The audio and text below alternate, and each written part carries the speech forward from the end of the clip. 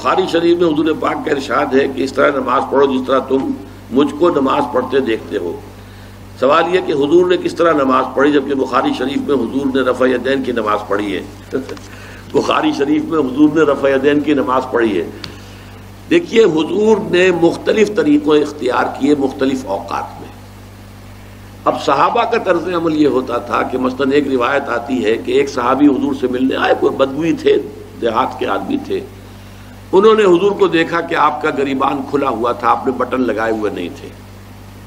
پھر انہوں نے ساری عمر اپنے گریبان کے بٹن نہیں لگائے کہ میں نے محمد کو اس طرح دیکھا ہے صلی اللہ علیہ وسلم۔ اب یہ ان کا جذبہ ہے، ان کی نیکی ہے، اتباع کا جذبہ ہے۔ یا ایک سفر میں کسی کو دیکھا، کسی نے دیکھا کہ حضور ایک درخت کے نیچے سے ہو کر گزرے، اب وہ جب بھی جاتے تھے ادھر اس کے نیچے سے ہو کر گزرتے تھے، چاہے اس کی کوئی مقصد نہیں، لیکن یہ بھی ایک اتباع کا جذبہ ہے۔ تو اس میں یہ ہے کہ نماز کی بعض چیزیں ایسی ہیں کہ جن میں معلوم ہوتا ہے کہ حضور کچھ اس میں رد و بدل کرتے رہے۔ کبھی آپ نے ہاتھ بالکل کھلے چھوڑ کر بھی نماز پڑھی ہے، کبھی آپ نے ہاتھ نیچے باندھے ہیں، کبھی اوپر باندھے ہیں۔ اسی طریقے سے رفع یدین کبھی ایسا بھی ہوا ہے کہ آپ نے وہ کی ہے جیسے کہ اہل حدیث حضرات کرتے ہیں، اور جیسے کہ یہ شیعہ کرتے ہیں وہ اس سے بھی زیادہ کرتے ہیں رفع یدین۔ اہل حدیث سے آگے ہیں، وہ بہت آگے ہیں رفع یدین کے اندر۔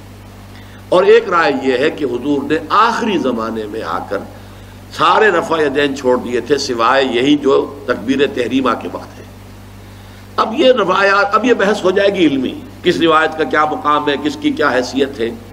بخاری شریف میں جو روایت ہے وہ یہی ہے رفع یدین کی، جو آپ صحیح کہہ رہے ہیں، لیکن یہ کہ بخاری شریف واحد کتاب تو نہیں ہے حدیث کی، مصنف عبد الرزاق ایک کتاب ہے، اور اسی طریقے سے اور اس میں یہ کہ امام مالک کے پیروکار، حالانکہ امام مالک مدینے کے دارالہجرہ کے امام ہیں، وہ رفع یدین نہیں کرتے۔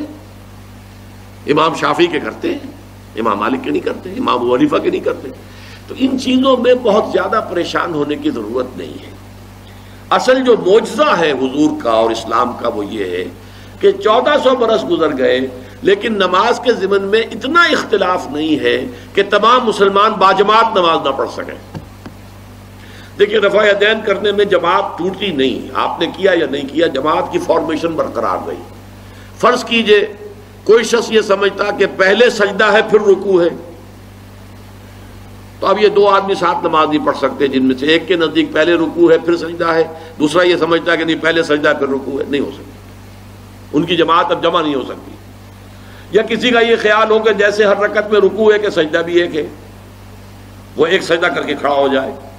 اب ظاہر بات ہے دوسرا شخص جس کے نزدیک دو سجدے ہیں وہ ایک اور سجدہ کرے گا، فارمیشن ٹوٹ گئی، اب وہ ساتھ نماز نہیں پڑھ سکتے۔ 1400 برس بیت گئے، مشرق بعید سے مغرب بعید، پوری دنیا، آج تو کوئی کونا ہے ہی نہیں جہاں مسلمان نہ ہو، لیکن جو سالڈ مسلمان جو ہیں وہ تو آپ سمجھیے کہ انڈونیشیا سے لے کر موریتانیہ تک تو مسلمانوں کی کتنی بڑی تعداد۔ لیکن کہیں ایسا نہیں ہے کہ آپ کی فارمیشن ٹوٹتی ہو، کوئی ایسا مسلک نہیں ہے جس میں یہ خیال ہو کہ مغرب کی رکعت میں 2 ہیں جیسے فجر کی ہے، نہیں، وہی 3 رکعتیں ہیں۔ کوئی ایسا مسلک نہیں جس میں یہ معلوم ہو کہ فجر کی رکعتیں 3 ہیں 2 نہیں ہے، کوئی نہیں۔ عصر کی 2 ہیں یا 4 6 ہیں، نہیں، وہی رکعت کی ترتیب، پہلے کھڑے ہونا ہے پھر رکوع ہے پھر کھڑے ہونا ہے پھر سجدے میں جانا ہے پھر بیٹھنا ہے پھر سجدہ پھر کھڑے ہونا۔ فارمیشن نہیں ٹوٹتی، شیعہ ہو سنی ہو، اور اس میں حنفی ہوں مالکی ہوں شافعی ہوں حنبلی ہوں زیدی ہوں ظاہریہ ہوں، کوئی بھی ہو، کسے باشد، تمام مسلمان مل کر جماعت سے نماز ادا کریں گے اور ان کی جماعت ٹوٹتی نہیں۔ یہ ہے جس کو ہمیں سمجھنا چاہیے۔ یہ کیوں ہے؟ صلو کما رأیتمونی اصلی، کہ حضور کو جس طرح دیکھا صحابہ نے نماز پڑھتے ہوئے ویسے نماز پڑھ رہے ہیں، صحابہ نے ویسے نماز پڑھی، پھر آپ کے بعد تابعین نے اسی طریقے سے نماز پڑھی، پھر اس کے بعد تبع تابعین نے پڑھی، نسل بعد نسل منتقل ہو رہا ہے۔ باقی تھوڑا تھوڑا اختلاف اگر ہے تو اس کے لیے زیادہ پریشان نہیں ہونا چاہیے۔